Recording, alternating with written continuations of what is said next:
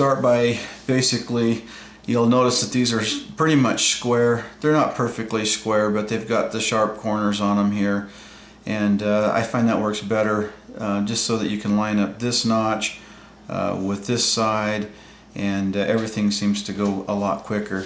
So you've got the notch here so that it would set like this, and then you take the other one and you can actually line these up, and you can see kind of how these notches go.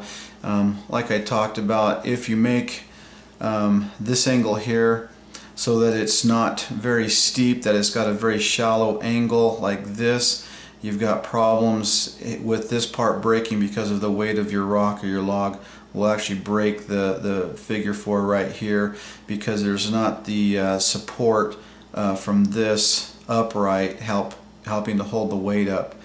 And so, and also causes problems whenever you're starting to set it up, and you just I don't know, it just seems like there's always a lot of issues there. So we come down to the point here, and then that's where this piece comes into play. And you'll notice on this piece, well, first off, you've got this notch here. I think everyone can see how that works.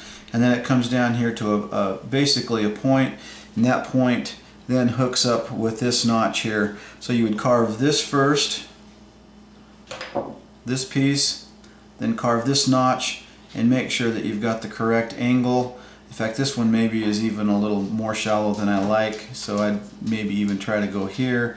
But as long as you're someplace close, so that you're maybe from here to here, I wouldn't be going any further than that. But and then once you get that done, the next angle that you want to carve, or notch you want to carve, is right here, and make sure that it just kind of fits into there like that.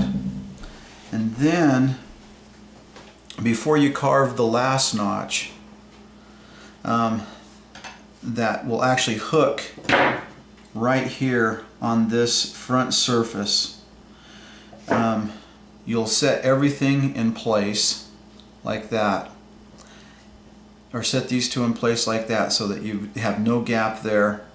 And then you'll hook that notch onto there, and you'll come up and you'll notice that I can't quite get the notch over without pulling that stick down a little bit.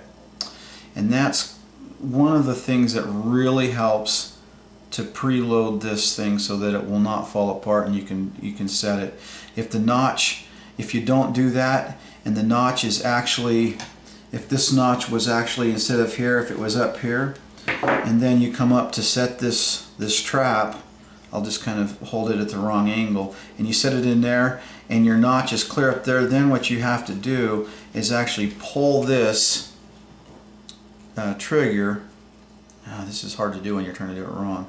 You're trying to pull this all the way up there like that and get it out of sync to notch up in that last place right there.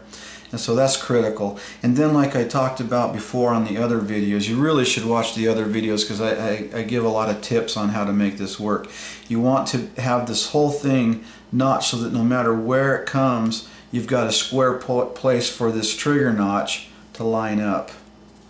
Don't commit yourself to one place here. That'll just, it turns into a nightmare for you.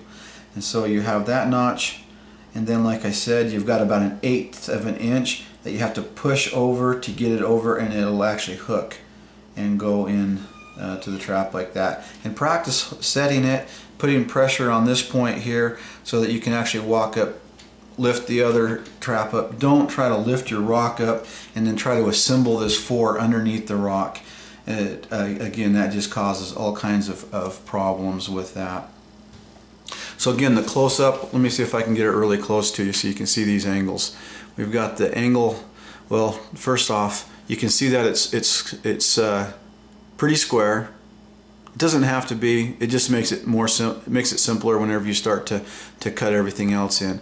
Then you put this notch in there, and then I didn't really even talk about this yet, but I kind of like to round that this way so that whatever setting on it, it sets on that pretty square so that you don't have problems there. And then you can see I like to have it fairly tight right there. It doesn't have to be. And then when you take the angle down there, you can see that there's nothing special to any of these things. It's just so that they can catch up. And then here you just simply push a little pressure on there, and it sets in there, no problem at all. Now in the video I talked about how on this back side, if you leave it square down like this stick, it doesn't naturally want to fit in there in place, and so unless you shave the back down, if you look at the back here, you'll see how it's actually just took the knife and cut out the back at an angle so that this stick, the trigger, can actually then go in here. You don't need to spend all kinds of time notching this. Just hard, you know, cuts like this will make those notches like you need them. Again, the little critter that you're going to smash under the rock, they don't care, you know, how nice these notches are made. Now, the preloading, I think, is critical, especially if you want to do a lot of them and quick. That's pretty important. And then I also talked a little bit about how you take the bottom end and you score this with your knife, so that you've got little teeny cracks in the wood. And then you take your peanut butter, and I don't know if you can see this, but there's hardly any peanut butter on there. Just the littlest bit. That's more than enough for this strap right here. And then with your finger, just smear that into those little teeny cracks.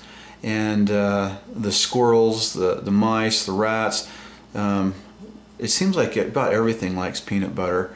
But you can smear it in there, and then they'll come up here, and instead of them just eating big chunks of peanut butter, or even if it's a peanut, just take the peanut in your hand, and you're not smashing the peanut in there, you're just rubbing the oils into those little notches that you put, and that's more than enough bait for that trap. And so you're pretty much good to go on it there. Take time to watch the others. This is actually 5 videos. I think will get you pretty much what you need to know for your figure 4. Go through each of them, even though some of them don't look very interesting. There's still a lot of tips that you need to know about.